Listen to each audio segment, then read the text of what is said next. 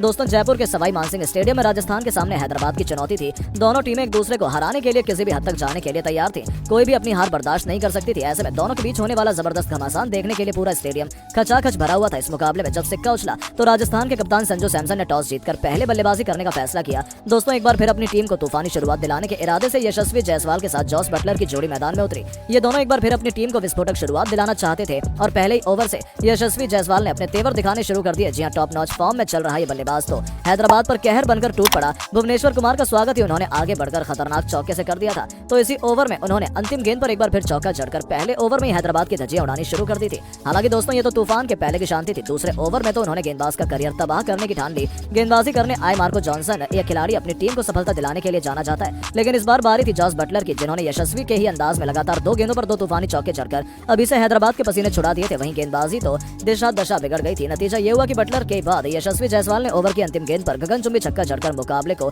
अभी से राजस्थान की झोली में डालना शुरू कर दिया था। जी हां दोस्तों, इन दोनों ही खिलाड़ियों ने अपनी टीम को तूफानी शुरुआत दिलाई थी। वहीं हैदराबाद तो अभी से परेशान हो गई थी, क्योंकि उन्हें किसी भी कीमत पर विकेट चाहिए था और ये दोनों बल्लेबाज गलती करने के लिए तैयार नहीं थे। कोई भी गेंदबाज आता है, ये उन्हें चौके के दर्शन करा देते थे। ऐसा ही कुछ हाल नटराजन का भी हुआ। तो फिर गेंदबाजी में एक बार फिर मार्करम ने भुवनेश्वर की वापसी कराई। ये सोच रहे थे कि भुवनेश्वर इन्हें सफलता दिलाएंगे, लेकिन भुवनेश्वर भी उनके कहर से खुद को बचा नहीं पाए। दोस्तों, पारी के चौथे ओवर में जायसवाल तो भुवनेश्वर पर कहर बनकर टूट पड़े। एक खतरनाक चौका तो फिर मिड विकेट के ऊपर से तूफानी छक्का जड़कर उन्होंने हैदराबाद के सबसे बड़े गेंदबाज के भी पसीने छुड़ा दिए थे। मैदान पर ऐसा तबाही का मंजर आया था जिसे देखकर तो ऑरेंज आर्मी के करोड़ों फैंस हक्का बक्का रह गए थे। वहीं राजस्थान का खेमा उनकी तूफानी बल्लेबाजी का जश्न मना रहा था। दोस्तों, मार्को जॉनसन को लगातार 2 गेंदों पर 2 चौके जड़कर उन्होंने अपनी टीम को 5 ओवरों से पहले 50 रनों तक पहुंचा दिया था। ऐसा लगा था कि ये दोनों आज हैदराबाद की हालत बद से बदतर कर देंगे, लेकिन तभी गेंदबाज भी ईंट का जवाब पत्थर से दे देता है। ओवर की अंतिम गेंद पर एक बार फिर बड़ा शॉट खेलने के प्रयास में यशस्वी गलती कर बैठे, जिनका आसान सा कैच नटराजन ने लपक कर अपनी टीम को पहली सफलता दिलाई। केवल 18 गेंदों पर 5 चौके व तूफानी 2 छक्कों की बदौलत यशस्वी 35 रनों की तूफानी पारी खेलकर वापस लौटे। उनके आउट होने के बाद